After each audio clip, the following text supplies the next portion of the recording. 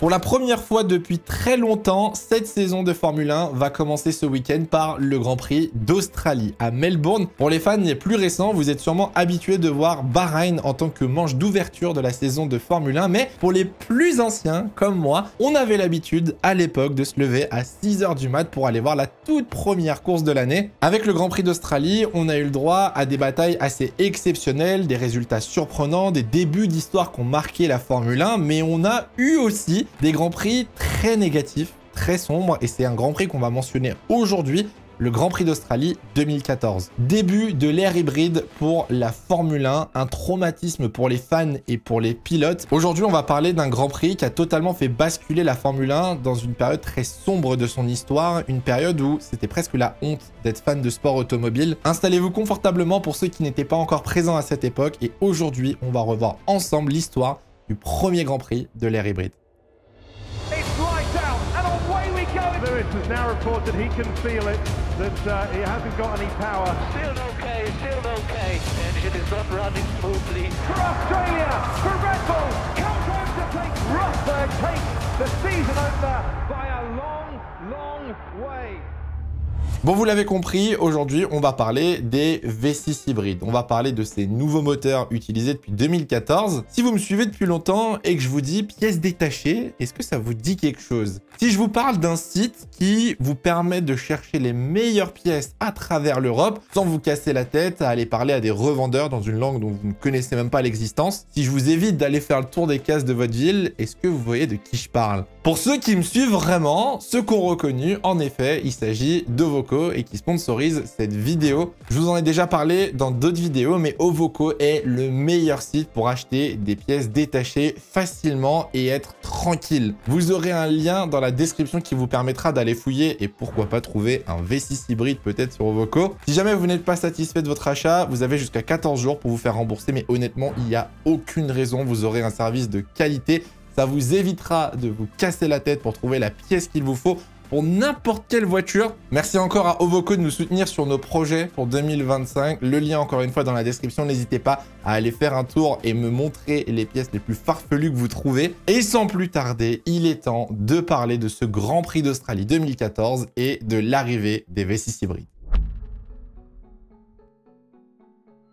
Alors, sur le papier, la saison 2014 était annoncée comme une énorme promesse qui allait révolutionner la Formule 1. On passait des fameux V8 atmosphériques qui faisaient un bruit magnifique à des nouveaux V6 hybrides qui ramenaient une toute nouvelle technologie qui était censée être le futur du sport automobile. Avec l'arrivée de ces V6 hybrides, c'était aussi l'arrivée de deux moteurs électriques, le MGU-K et le MGU-H, qui servent à gérer l'ERS, l'Energy Recovery System. Si on est honnête, c'est un petit peu une évolution de ce qu'on avait eu par le passé avec le SREC, plus communément appelé le KERS. Ce changement de réglementation en 2014, il était uniquement focalisé sur les unités de puissance. Mais bien évidemment, ça n'a pas impacté seulement le moteur. Si je vous mets une photo d'une voiture de 2013 et de 2014 l'une à côté de l'autre, je pense que vous n'aurez pas de mal à voir la différence d'un point de vue aérodynamique. Les voitures sont donc devenues plus lourdes, n'avaient plus le même moteur, et malgré le fait qu'on ne change pas du tout la réglementation du châssis, ça faisait quand même beaucoup de changements pour une seule année. Avec ce changement, toutes les équipes et tous les fans de Formule 1 espéraient voir les cartes redistribuées. On sort d'une période de domination de la part de Red Bull avec Sebastian Vettel. Il est bon de rappeler quand même la saison 2013. 19 Grands Prix durant cette saison, 13 victoires de Sebastian Vettel, dont 9 consécutives sur la deuxième partie de saison. Sebastian Vettel remporte le titre sur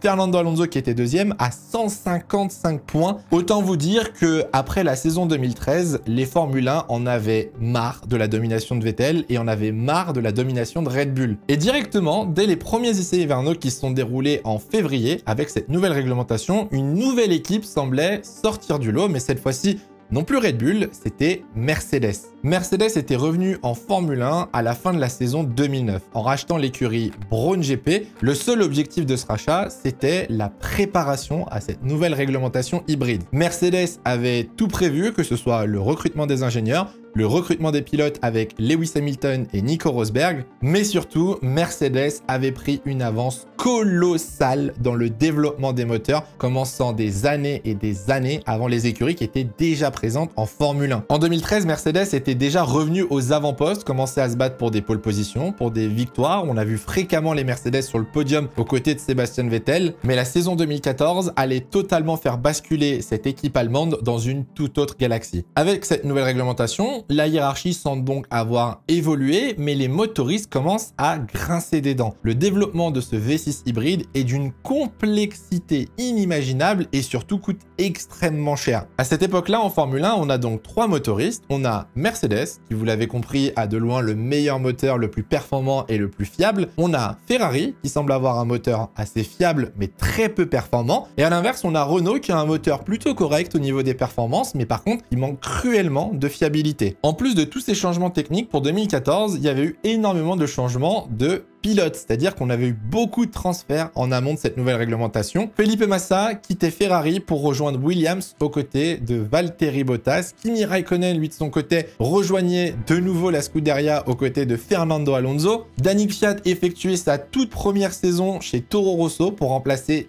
Daniel Ricciardo, qui lui montait chez Red Bull aux côtés de Sebastian Vettel. Et malgré le départ de Charles Pic l'année précédente, on se retrouvait encore avec 3 Français, Romain Grosjean chez Lotus, Jean-Éric Vergne chez Toro Rosso et Jules Bianchi chez Marussia. Il y a donc 11 ans, jour pour jour, c'était le début d'un nouveau chapitre dans l'histoire de la Formule 1 et autant vous dire que ce chapitre ne s'est pas du tout passé comme prévu. La manche d'ouverture se déroule donc en Australie, à Melbourne, du 14 au 16 mars 2014. Et dès la première séance d'essai, dès la première voiture en piste, un énorme problème apparaît pour cette nouvelle ère de la Formule 1. Le bruit des moteurs a totalement changé.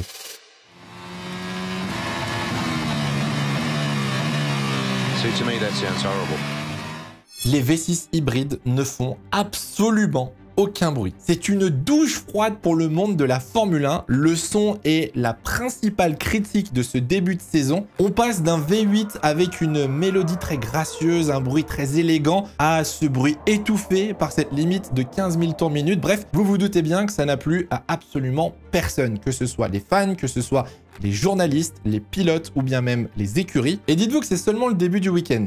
C'est seulement le début du cauchemar pour cette nouvelle ère de la Formule 1. Du côté de la première séance d'essai, tout semble bien se passer pour Mercedes, qui affiche dès le début un rythme ultra impressionnant en étant la seule équipe à passer sous la barre de la minute 30. Mais derrière, c'est la panique générale. Quasiment toutes les équipes, et surtout les équipes qui n'ont pas un moteur Mercedes, sont touchées par des problèmes techniques. Red Bull, Ferrari, Lotus, Caterham, tout le monde se plaint et tout le monde travaille sur ces moteurs et perd un temps précieux de roulage pendant les séances d'essai. En 3 séances d'essai, au cumulé avec les 2 voitures, Lotus n'arrivera qu'à faire seulement 10 tours pour se préparer au Grand Prix d'Australie. C'est pour vous dire un petit peu la catastrophe, le désastre technique qu'est cette nouvelle réglementation. Alors autant vous dire qu'avec si peu de roulage, les équipes sont mortes de trouille à l'approche de la séance de qualification. En plus de ça, vous pouvez rajouter de la pluie. Il a plu en Q2 et en Q3 pour la séance de qualification, histoire de bien foutre la merde. Si jamais vous pensez que les écarts sont monstrueux en Formule 1 aujourd'hui, dites-vous que les écarts à l'époque, en 2014, entre le meilleur tour de Q1 et le dernier, sont de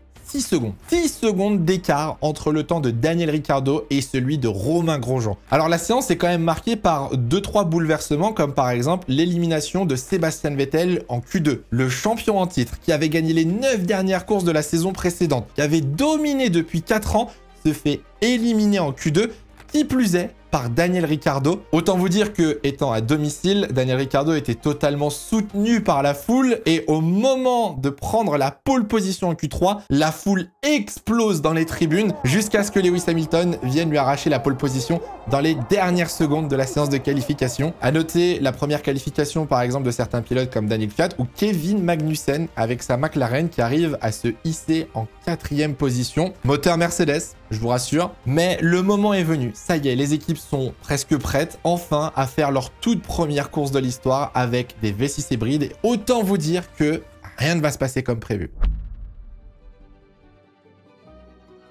Dimanche 16 mars 2014 en Australie. Il fait beau, il fait chaud, cette fois-ci pas de pluie, et c'est le début d'une nouvelle saison de Formule 1. C'est le début de l'ère hybride, et cette ère hybride va très mal commencer avec un tour supprimé sur la durée de course du Grand Prix d'Australie. Initialement prévu avec 58 tours, on va retirer un tour dû au problème moteur de Jules Bianchi sur la grille. La grille est évacuée, Jules Bianchi est ramené dans la pit lane afin de partir des stands et il rejoint son coéquipier Max Chilton, il rejoint Romain Grosjean. Un deuxième départ est donné et cette fois-ci, tout se passe bien, les pilotes s'élancent. Nico Rosberg prend la tête du Grand Prix en passant sur Ricciardo et Lewis Hamilton. De son côté, Hamilton a un petit peu plus de mal et se fait passer par l'Australien. Tout se passe bien jusqu'au premier virage où Kamui Kobayashi va venir frôler la Ferrari, puis exploser sa suspension avant de terminer sa course dans l'aileron arrière de Felipe Massa avec sa Williams. Dans le peloton, Sébastien Vettel n'effectue pas le meilleur des départs non plus. Lui qui est habitué à partir en première ligne, cette fois-ci se retrouve en dehors du top 10 et n'arrive pas à remonter dans les premiers tours. Et en parlant de tours, il va falloir attendre seulement 4 tours avant d'avoir le premier gros rebondissement de cette saison 2014. Yes, he is. Lewis has now reported he can feel it, that he hasn't got any power. It seems to be also a problem with the gearbox. Still okay, still okay. Engine is not running smoothly.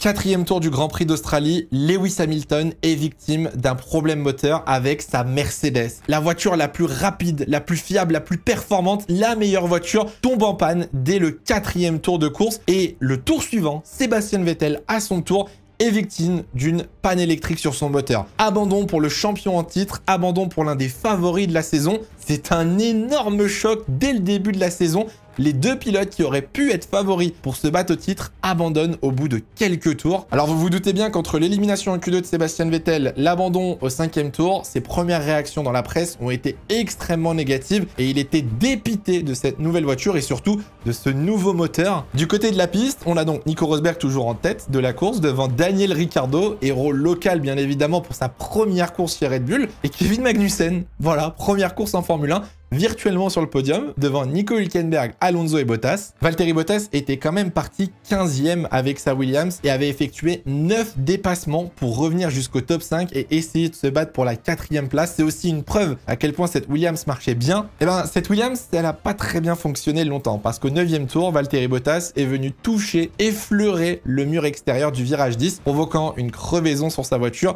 et ruinant tous ses efforts de début de course. La safety car est donc de sortie pour récupérer le pneu que Valtteri Bottas a laissé traîner sur la piste. Tous les pilotes en profitent pour changer de pneu et miraculeusement, Valtteri Bottas arrive à rejoindre la voie des stands afin de changer de pneu et repartir en fond de peloton. La safety car rentre au stand et Nico Rosberg relance ce Grand Prix d'Australie 2014. Et très rapidement, au volant de sa Mercedes, Nico Rosberg va réussir à recréer un écart assez confortable pour distancer Daniel Ricciardo, qui lui est à la bataille avec Kevin Magnussen et sa McLaren. Les deux pilotes se battent pour une 2e position. Et honnêtement, à part cette bataille, il se passe pas grand-chose jusqu'à ce que les moteurs hybrides recommencent. Au 27e tour, Marcus Ericsson est contraint d'abandonner à cause d'un problème moteur sur la pression d'huile de sa voiture. 2 tours plus tard, c'est Pastor Maldonado avec sa Lotus, qui lui est victime d'un problème de MGUK. Et une dizaine de tours plus tard, ce sera la 2e Lotus de Romain Grosjean qui, elle, cette fois-ci, aura une panne de MGUH. Bref, vous l'avez compris, ce Grand Prix, il est marqué par les problèmes mécaniques. Il est marqué par les problèmes de fiabilité.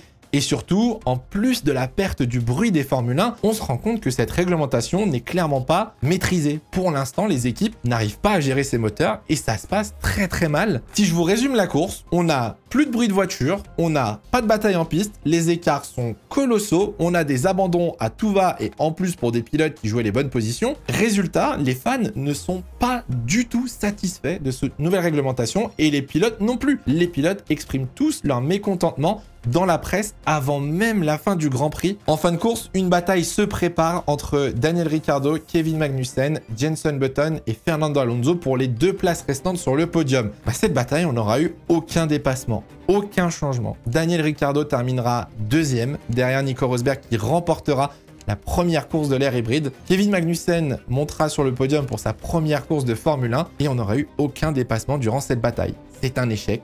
total. Maintenant, on va faire pause pour prendre 2 minutes et se pencher sur les écarts après le premier Grand Prix de l'ère hybride. Je vous laisse regarder cette image. C'est les résultats finaux du premier Grand Prix de la saison 2014. Les écarts sont colossaux. Nico Rosberg a 26 secondes d'avance sur Kevin Magnussen. 1 minute d'avance sur le 8e et 1 minute 25 sur le top 10. À noter quand même que sur les 22 pilotes inscrits pour ce Grand Prix, on a seulement 13 pilotes à l'arrivée. On a quasiment la moitié de la grille qui a abandonné. Je pense que vous l'avez compris, ce Grand Prix clairement est une très mauvaise nouvelle pour la Formule 1 et ce qui va se passer par la suite est encore pire. L'après-Grand Prix est tout autant mouvementé, voire même presque plus excitant que la course en elle-même. Nico Rosberg est donc vainqueur, mais Daniel Ricciardo est disqualifié. Pour son premier podium à domicile, Ricciardo est disqualifié pour un problème de débit d'essence qui fait monter Kevin Magnussen en 2e position pour son premier podium pour sa première course en Formule 1. Et le 3e, c'est Jenson Button qui monte pour son 50e et dernier podium en Formule 1. C'était il y a 11 ans, ça pique. Au final, le côté sportif, c'est même pas le sujet de discussion après cette course. Le vrai problème, c'est le manque d'émotion que la Formule 1 procure. À partir de ce jour-là, on a perdu toutes les sensations, toutes les émotions qui nous faisaient vibrer en tant que fans devant la télé et les pilotes s'en plaignent aussi. On peut commencer par le bruit par exemple, mais ça a été un réel casse-tête pour la Formule 1 de retrouver un bruit ne serait-ce que agréable. Pendant des années et des années, la Formule 1 a testé différentes façons de diffuser un nouveau son, de modifier les microphones, de les changer d'emplacement. À une époque, on parlait même de mettre une fausse bande audio sur les diffuseurs TV pour faire croire à un meilleur bruit. Le deuxième problème, très clairement, c'est le poids des voitures qui avait pris du poids avec ce système hybride et on n'avait pas eu plus de spectacle en fait. On nous avait annoncé une nouvelle hiérarchie avec des batailles et non, on n'avait rien eu de tout ça. La seule sensation qu'on avait avec cette nouvelle réglementation, c'était vraiment une sorte de mensonge au final. Ça ne créait plus de problèmes que ça n'apportait de solutions. Si on parle des moteurs en eux-mêmes, la complexité de développer un moteur hybride et c'est pour ça que Honda a mis autant d'années avant de performer. On rappelle 2015, 2016, 2017. Vous vous souvenez? L'époque McLaren-Honda, c'était un désastre. Cette nouvelle réglementation technique a fait énormément peur à des nouveaux motoristes et c'est pour ça qu'on a eu aussi peu de nouveaux motoristes durant l'ère hybride et c'est pour ça d'ailleurs que en 2026, la Formule 1 va simplifier les moteurs hybrides afin de faire venir plus de motoristes et de faciliter le développement de ces moteurs. Et le problème au final avec cette nouvelle réglementation, c'est la domination Mercedes. Heureusement qu'on a eu Hamilton contre Rosberg. Heureusement qu'on a eu 2 pilotes à peu près du même calibre qui nous ont offert un spectacle exceptionnel. En 2014, on est dans une période sombre de la Formule 1 et j'insiste sur le terme sombre. La Formule 1 est dirigée par Bernie Ecclestone. Les réseaux sociaux, vous oubliez. Les contenus exclusifs, vous oubliez. Le divertissement, vous oubliez. La priorité pour la Formule 1 de Bernie Ecclestone, c'est l'argent et la réputation. C'est la seule chose qui comptait à cette époque. On a de moins en moins de fans sur les Grands Prix présents. Les fans sont de moins en moins contents. Ça devient presque une honte au final de dire en 2014 que tu es fan de Formule 1 et que tu regardes des courses le dimanche après-midi. Quand tu y repenses, au final, on avait quand même eu de belles années avant ces moteurs hybrides. On avait eu 2012, une saison exceptionnelle. On avait eu 2010, 4 pilotes qui jouent le titre dans la dernière course. 2009, 2008, 2007, 2006, 4 champions différents. La Formule 1, au final, se portait très bien avant l'arrivée des moteurs hybrides et avec ces nouveaux moteurs, on a vraiment eu l'impression de se faire cracher dessus. Je sais pas si vous vous souvenez, en tout cas, de l'arrivée des moteurs hybrides. Je sais pas si vous étiez fan de Formule 1 à l'époque et si vous vous souvenez la première fois quand vous avez entendu ce moteur à la télé, c'était plus du tout la même Formule 1. C'est pas ce que je connaissais, c'est pas ce que j'aimais. Heureusement, au fur et à mesure des années, le sport s'est réamélioré. Aujourd'hui, on a encore les V6 hybrides et clairement, ça pose plus de problèmes. Voilà, il faut le dire. Aujourd'hui, on s'est habitué au son. On s'est habitué à cette nouvelle Formule 1. En 2017, Liberty Media est arrivé et j'ai pas honte de le dire, hein, clairement, Liberty Media a sauvé la Formule 1. On va pas dire d'une potentielle extinction, mais d'une période quand même très compliquée. Liberty Media a développé les réseaux sociaux, Liberty Media a développé les contenus exclusifs, l'accès aux pilotes, les activités sur place lors des Grands Prix, n'a fait qu'augmenter le nombre de personnes sur les Grands Prix week-end après week-end. Et franchement, aujourd'hui, on peut le dire, la Formule 1 se porte très bien malgré les V6 hybrides. Je sais pas si une vidéo sur le rachat de Liberty Media de la Formule 1 pourrait vous intéresser, mais ça a été un process ultra long et intéressant. Ça a été un développement qui a pris plusieurs années et qui est ultra passionnant à discuter. En tout cas, je vous ai reparlé du premier Grand Prix de l'ère hybride dans cet épisode flashback. Je pensais pas le faire un jour, mais au moins c'est fait. N'hésitez pas dans les commentaires surtout à me dire ce que vous avez pensé vous de cette première course de l'ère hybride, des souvenirs que vous en gardez. Je pense que c'est ce qui m'intéresse le plus pour voir si j'ai été le seul un petit peu traumatisé à cette époque de la Formule 1. Merci à vous d'être resté jusqu'au bout de la vidéo. J'espère qu'elle vous a plu. N'hésitez pas comme d'habitude à mettre un petit j'aime et à vous abonner. Activez bien la cloche pour ne pas rater le débrief lundi soir du premier Grand Prix de la saison. En attendant, je vous souhaite à tous un très bon Grand Prix. Faites attention à vous et portez-vous bien, c'est le plus important. Ciao, ciao.